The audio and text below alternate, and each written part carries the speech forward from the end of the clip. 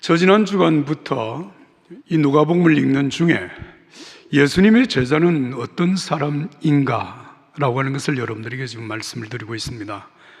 예수님의 제자는 말로서가 아니라 삶으로, 행동으로 받은 은혜를 증거하는 사람, 삶으로 예수님이 누군가라고 하는 것을 보여주는 사람이 예수님의 제자이다 라고 하는 것이었고, 두 번째, 예수님의 제자는 세상의 그 어떤 것을 의지하지 아니하고 오직 예수님만을 믿고 의지하며 예수님과 함께하는 사람이라고 하는 것을 지난 주일 말씀을 드렸습니다.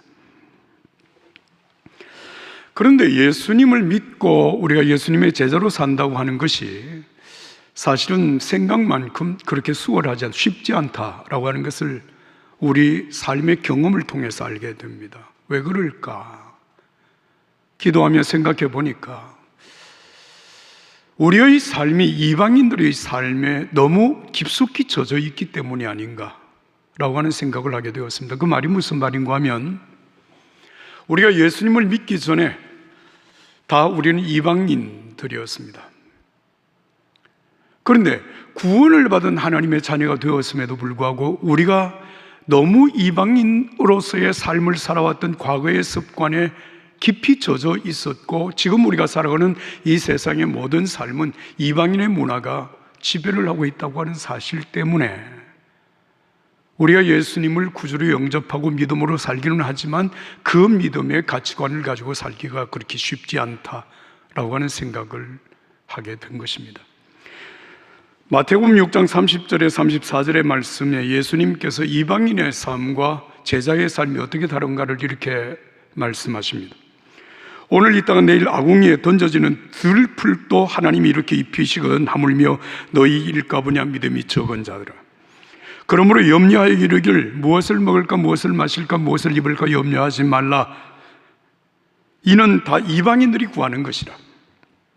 너희 하늘 아버지께서 이 모든 것이 너희에게 있어야 할 줄을 아시느니라. 그런즉 너희는 먼저 그의 나라와 그의 의를 구하라.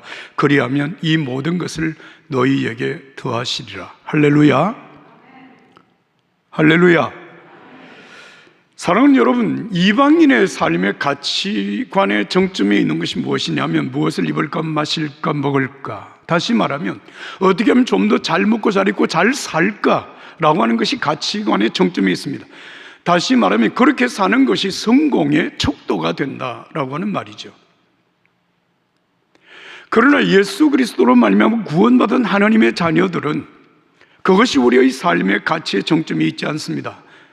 우리가 어떻게 살든 하나님의 나라와 하나님의 의를 위하여 살아가는 사람이 예수님의 제자라고 하는 것입니다. 예수님께서 오늘 9장 25절에 말씀하시기를 만일 사람이 온 천하를 얻고도 자기를 잃거나 빼앗기면 무엇이 유익하리요? 그렇습니다. 천하의 모든 것을 다 내가 얻었다고 할지라도 정말 소중한 가치, 영혼의 가치, 영적인 가치를 잃어버리면 그게 내게 유익이 되겠느냐라고 말씀을 하십니다. 누가복음 12장에서는 한 어리석은 부자에 관한 말씀을 하시면서 자기를 위하여 재물을 쌓아두고 하나님에 대하여 부요하지 못한 자가 이와 같으니라. 이 이방인의 삶의 대표적인 모습을 우리에게 가르쳐 주신 것입니다. 우리가 이 땅에 사는 날 동안 이방인의 가치관을 가지고 살아가느니 아니면 우리가 예수님의 제자로서 주님이 우리에게 제시하시는 그 가치관을 가지고 사느냐에 따라서 우리의 삶의 결론은 완전히 달라지게 되는 겁니다. 우리가 예수님 앞에 서는 그날에 분명히 두 부류 중에 한 부류에 속할 것입니다. 잘하여도다 착하고 충성된 종아 칭찬을 받으며 상급을 얻는 자리에 설 것인지, 아니면 악하고 게으른 종이라고 책망을 받으며 심판을 받게 될 것인지, 그 두 부류 중에 서게 된다고 하는 말씀을 마태복음 25장과 요한계시록 21장, 22장에서 분명히 말씀을 하셨습니다.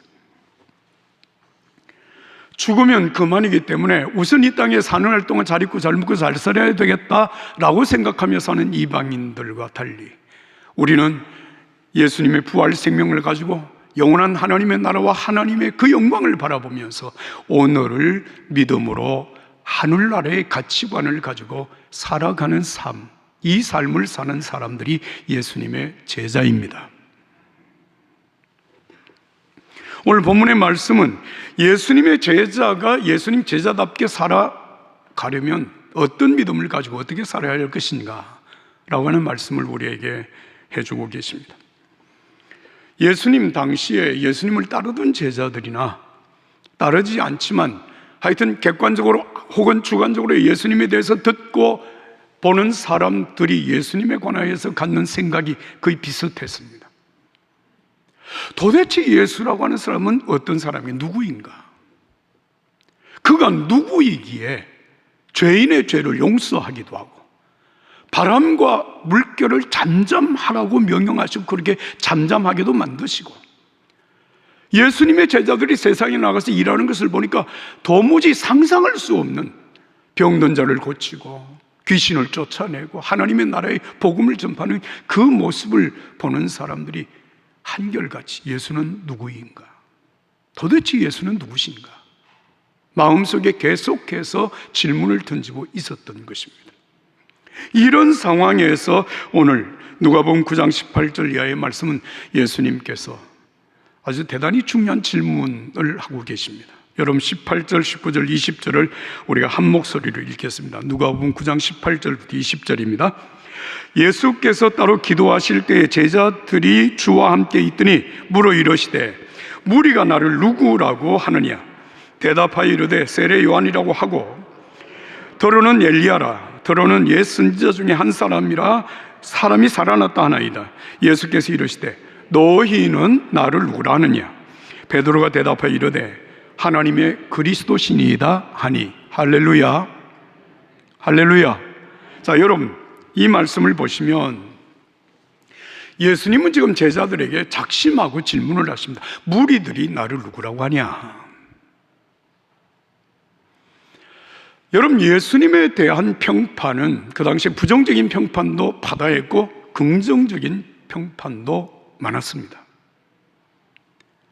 지금 제자들에게 예수님께서 무리들이 나를 누구라고 하느냐 이렇게 질문을 했을 때 제자들이 하는 대답, 세례 요한이 살아났다고 말을 합니다. 엘리야가 나타났다고 말을 합니다. 옛 선지자 중에 한 사람이 살아났다고 말을 합니다. 이 이야기는 여러분 이미 우리가 지나왔습니다만 누가복음 9장 7절에서 9절까지의 말씀을 보면 헤롯 왕이 예수님의 제자들이 나가서 사역하는 것을 보면서 깜짝 놀라 주변에 있는 참모들에게 이렇게 묻는 것입니다. 도대체 예수가 누구야? 예수라고 하는 분이 도대체 어떤 분이야? 아니 그 제자들이 저렇게 대단한 일을 하고 있는데 도대체 예수는 누구인가? 이렇게 질문을 할 때 헤롯 왕의 주변에 있던 사람들이 똑같은 대답을 한 것입니다. 세례 요한이 죽었다가 살아났습니다. 아니 내가 죽인 세례 요한이 살아났다고? 어떤 사람은 엘리야가 나타났다고 합니다. 어떤 사람은 옛 선지자 중에 한 사람이 다시 살아났다고 그렇게 말을 합니다. 그렇게 대답을 한 내용을 제자들이 그대로 예수님께 지금 인용을 하는 것입니다. 이런 여러분 예수님에 대한 평가는 상당히 긍정적인 평가죠. 그러나 예수님에 대한 평가는 긍정적인 평가만 있었던 것이 아닙니다. 마가복음 3장의 말씀을 보면 예수님을 가리켜서 더러운 귀신 들렸다 이렇게 평가하는 사람들이 있었습니다. 그 평가가 만만치 않았습니다. 그러니까 예수님의 어머니 그리고 예수님의 동생들이 예수님을 찾아 나섰어. 사역하시는 예수님 현장에 와서 예수님을 만나려고 했던 사실이 마가복음 3장 31절 이하에 기록이 되어져 있습니다. 뿐만 아니라 예수님이 십자가에 못 박히실 때에는 여러분 인간이 쏟아부을 수 있는 모든 저주, 모든 조롱, 모든 욕설을 퍼부어대면서 예수를 십자가에 못 박았다는 사실을 여러분 아십니까? 만약에 이런 평가가 예수님에 관한 평가 전부였다면 여러분 기독교는 이 땅 위에 뿌리를 내리지 못했을 것입니다. 이런 상황 속에 여러분, 예수님에 대한 올바른 신앙 고백하는 사람들이 나온 것입니다. 오늘 베드로가 대답합니다. 하나님의 그리스도이십니다. 한번 따라서 합시다. 하나님의 그리스도이십니다. 하나님의 그리스도이십니다. 여러분, 이 대답은 사실 베드로 자신에게 뿐만 아니라 우리 모든 믿는 사람들에게 대단히 중요한 운명을 가르는 대답입니다. 이 말의 의미는 두 가지입니다. 크게 두 가지입니다. 하나는 예수님은 하나님께서 보내신 나를 구원하시는 구원자이십니다 라고 하는 고백입니다. 여러분, 지금 이 고백, 하나님의 그리스도라고 하는 이 고백을 누가 하고 있는가 하면 베드로가 하고 있잖아요. 여러분, 베드로가 예수님의 제자가 되어진 그 과정을 여러분 아시죠? 누가복음 5장에서 우리가 이미 이 말씀을 보았습니다. 베드로는 갈릴리 바다에서 고기를 잡는 충실한 어부였습니다. 그러나 그 삶의 결과는 밤새도록 빈 그물만 끌어올렸던 허탈감이었습니다. 그리고 자기가 기대했던 삶의 결과를 만들어내지 못하는 그런 삶이 여러분 계속해서 반복되어지는 가운데 그 마음 속에 이런저런 죄책감으로 가득 차 있었습니다. 이렇게 살아가는 베드로, 그 삶의 현장에 예수님이 찾아오셔서 베드로가 기대하는 것 이상의 삶이 있다고 하는 사실을 예수님께서 보여주시면서 나를 따라오라고 말씀하셨고, 베드로는 자기의 모든 것을 접고 예수님을 따름으로 제자가 된 사람이죠. 지금 베드로가 그동안 3년 동안 예수님과 함께 동고동락하며 예수님의 말씀을 들었고 예수님이 행하시는 일들을 보았고 함께 살면서 그분의 삶이 어떤가를 보았던 베드로가 대답하는 것입니다. 하나님의 그리스도이십니다. 나를 허탈감 속에서 불러 제자로 살게 하신 당신은 나를 구원하신 주님이십니다. 죄책감 속에 짓눌려 살아가던 나에게 나의 모든 죄와 허물을 용서하시고 나를 제자 삼아주신 예수님은 나를 구원하신 분이십니다. 그리고 예수님은 하나님의 그리스도이십니다라고 하는 이 고백 속에 또 한 가지 중요한 믿음의 고백이 있습니다. 그것은 당신은 나의 왕이십니다라고 하는 것입니다. 원래 그리스도라고 하는 이 말의 의미는 기름 부어 세운 자라고 하는 의미입니다. 여러분, 구약 성경에 보면 다윗에게 그러했듯이 또 사울에게 그러했듯이 기름을 부어 왕으로 세우는 일이 우린 이미 기록되어진 말씀을 통해서 알고 있죠. 그러니까 지금 베드로가 하나님의 그리스도이십니다라고 고백하는 것은 예수님은 나의 모든 삶을 주관하시는, 나의 모든 삶을 다스리시는 왕이십니다라고 하는 그런 고백입니다. 이 고백은 그냥 당신이 나를 구원하신, 나를 주관하신, 나를 다스리시는 왕이십니다라고 하는 정도의 고백이 아니라 이제 내가 살든지 죽든지 먹든지 마시든지 무엇을 하든지 내가 당신을 위해서 살겠습니다라고 하는 이런 고백입니다. 이게 하나님의 그리스도라고 하는 고백 속에 담겨있는 중요한 의미입니다. 사랑하는 여러분, 오늘 우리들뿐만 아니라 이 세상에 사는 모든 사람들 가운데서 나를 구원하신 구원자이십니다, 나를 다스리시는 하나님이십니다라고 하는 이 사실을 고백할 수 있다면 그는 진실한 예수님의 제자입니다. 구원받은 하나님의 자녀입니다.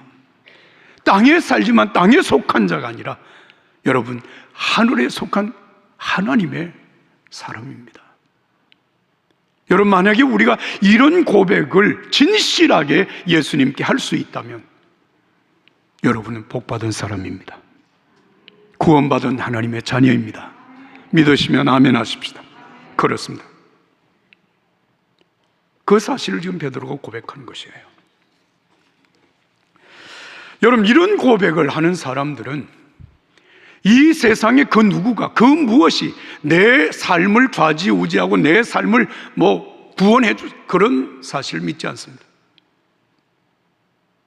사도행전 17장의 1절부터 9절까지의 말씀을 보면 사도 바울이 데살로니가에서 복음을 전하는 사건이 기록되어져 있는데요, 바울이 이렇게 전도합니다. 지금 여러분에게 소개하는 이 예수가 바로 그 메시아이십니다.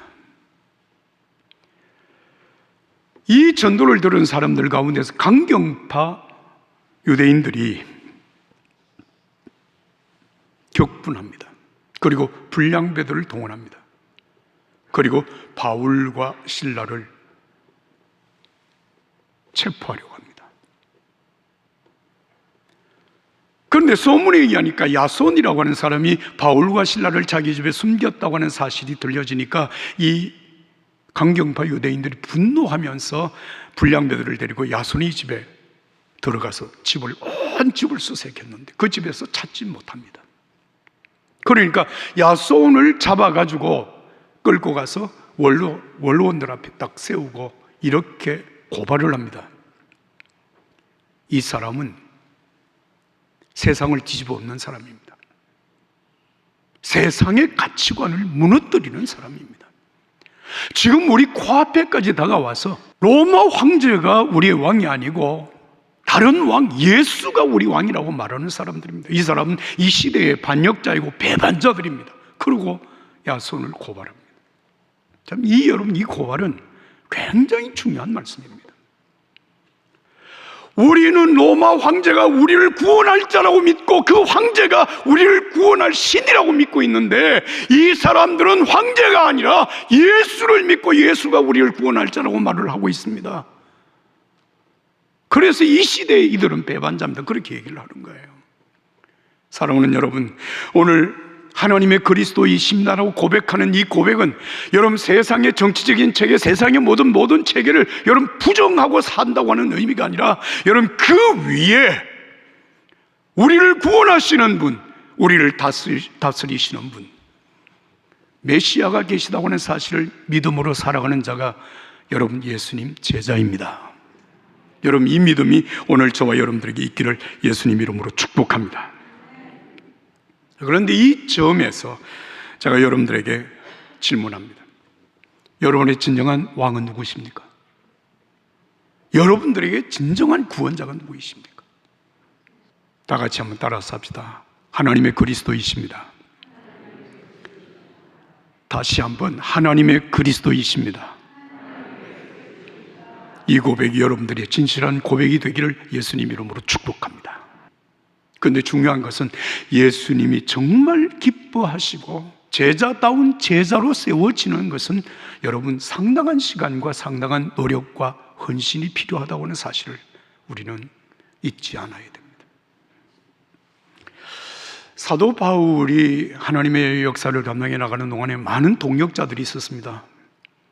그 동역자들 가운데 한 젊은 동역자 디모데라고 하는 사람이 있습니다. 그래서 이 디모데를 바울이 얼마나 좋아했는지 내 믿음의 아들이라고 할 만큼 디모데를 소중히 여겼습니다. 그런데 이 디모데에게 보낸 서신 디모데 후서 2장 1절부터 7절 말씀을 보면 젊은 목회자, 젊은 사역자 디모데에게 세 가지 비유를 들어서 목회자가 온전한 목회자, 정말 하나님이 기뻐하시는 주의 제자가 되기 위해서 어떻게 살아야 할 것인가를 말씀하셨습니다. 그 첫 번째가 좋은 병사입니다. 좋은 병사. 두 번째가 상을 받는 군인입니다. 경기자, 운동선수입니다. 세 번째가 풍성한 수확을 거두어들이는 농부입니다. 여러분, 이 세 종류의 사람들은 여러분 군인이 되는 것 쉽습니다. 운동선수가 되겠다고 나서는 사람 어렵지 않습니다. 농사를 짓겠다고 귀농하는 것, 그것도 그렇게 어려운 일이 아닙니다. 결단은 해야 되겠지만, 그러나 여러분 정말 좋은 병사가 된다, 상을 받는 운동선수가 된다, 풍성한 수확을 거두어들이는 농부가 된다, 이건 쉬운 일이 아닙니다. 많은 시간 인내하며 배워야 하고 훈련받아야 하고 노력해야 해요. 정말 인내해야 됩니다. 여러분, 주의 제자는 그렇게 만들어지는 것입니다. 제가 1978년 4월에 목사 안수를 받았습니다. 목사 안수를 받던 날 새벽, 저는 정말 많이 울었습니다. 통곡하며 정말 오랜 시간을 울며 기도했습니다. 그 기도한 중요한 이유, 울며 기도했던 이유 두 가지인데요. 하나는 너무 감사해서 울었어요. 내가 오늘 목사 안수를 받으면 평생 내가 목사로 산다고 하는 그 자체가 나에게는 너무 감격스러운 감사의 조건이어서 하나님 앞에 울었습니다. 그러나 더 큰 울음은 그 감사를 넘어서서 내가 목사로 성직자로 평생을 산다고 하는 그 일이 내게 얼마나 크고 두려운 일인가 라고 하는 사실을 알았기 때문에 하나님 앞에 두려운 마음으로 은혜를 구하며 도움을 구하며 울었습니다. 그렇게 목사 안수를 받은 지 지금 43년이 되었는데 지금 제 삶은 얼마만큼 정말 하나님이 기뻐하시는 목회자로 살아가고 있을까?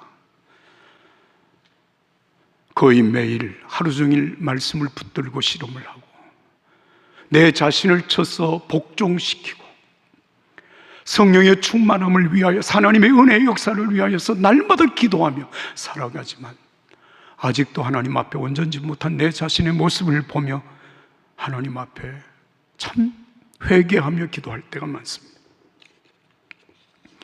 제자가 되는 것 어렵지 않습니다. 그러나 정말 진정한 제자, 제자다운 제자, 하나님의 기쁨이 되는 제자, 여러분, 오늘 이 삶이 저와 여러분들 속에 이루어질 수 있기를 예수님 이름으로 축복합니다.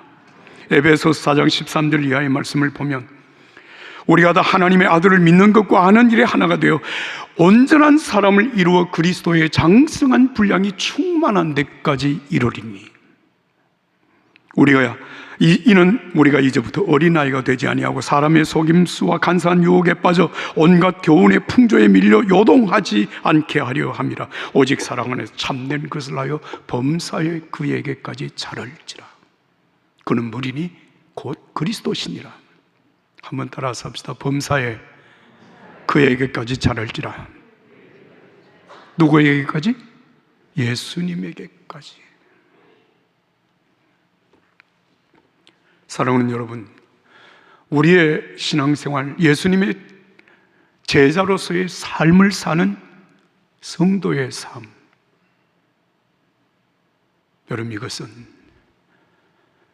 정말 많은 시간 기도와 예배와 그리고 말씀을 배우고 그 말씀에 순종하는 훈련을 통하여서 이루어지는 소중한 삶입니다. 우리 종교교회가 해마다 생명사역훈련 아카데미를 엽니다. 목사님들이 시간을 내서 여러분들에게 하나님의 말씀을 배울 수 있는 기회를 열어놓는 것입니다.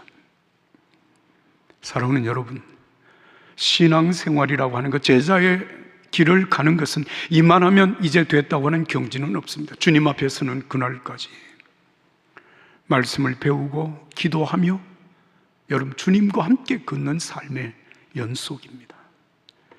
이런 삶을 통하여서 오늘 저와 여러분들의 삶이 정말 하나님의 기쁨이 되는 믿음의 사람들로 세워질 수 있기를 예수님의 이름으로 축복합니다.